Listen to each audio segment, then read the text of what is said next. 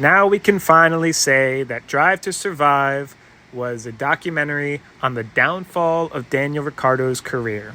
Literally, the first season pretty much starts with him announcing that he's leaving Red Bull. I believe it was 2018. That was the year that he left, and that was the first year that Netflix was covering. Obviously, Danny became the face of that show.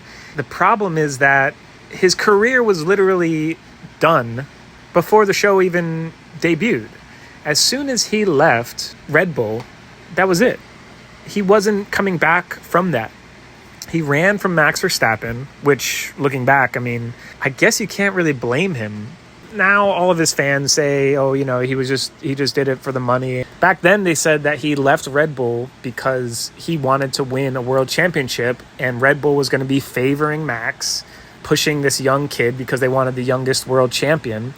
But the truth is that he saw the writing on the wall. Like most other people, Max was going to be a monster, and there was nobody who was going to be able to touch him. Certainly not Daniel Ricciardo, who never really was like that super dedicated to F1 in the first place. And he liked to flaunt that. He liked to say, you know, he's just a driver who just shows up and does a job, and then he goes and he doesn't think about F1. Like, he wanted to present himself as that, you know, an old school like driver.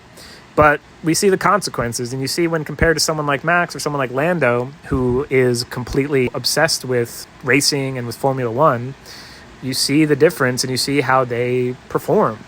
It became very clear that since he left Red Bull, his career was on a downhill trajectory. And if you follow along with the Netflix series, which I don't, because after the first season, I was excited when it was first announced, and it made the sport so much bigger than I thought it could. But the truth is that, you know, they fake stuff. They dramatize. Things are out of order. Right from the first season, I was very disappointed because I realized that they were manufacturing drama in a sport that does not need any more drama. There's so much.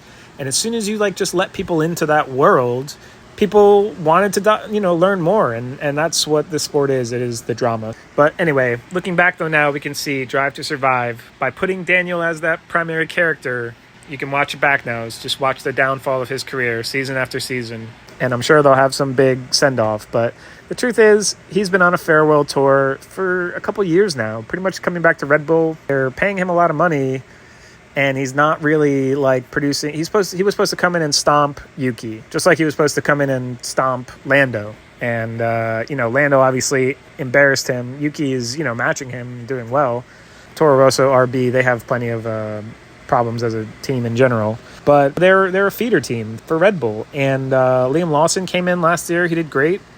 People just pretend like he's some unknown quantity, but he came in, and his very first race or second race was Zandvoort in the pouring rain, which is still I think doesn't get talked about enough. I think that's just an unbelievable thing.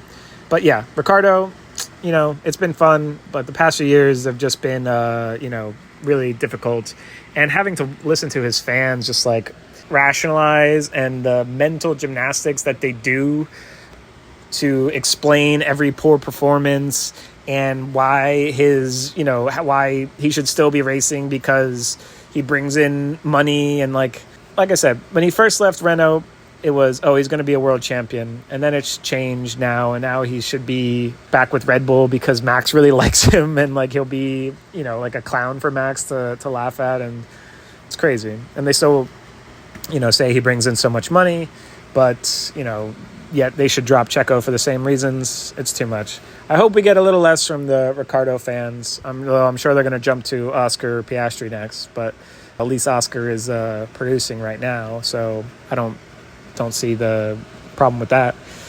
Anyway, goodbye, Danny. It's been too long.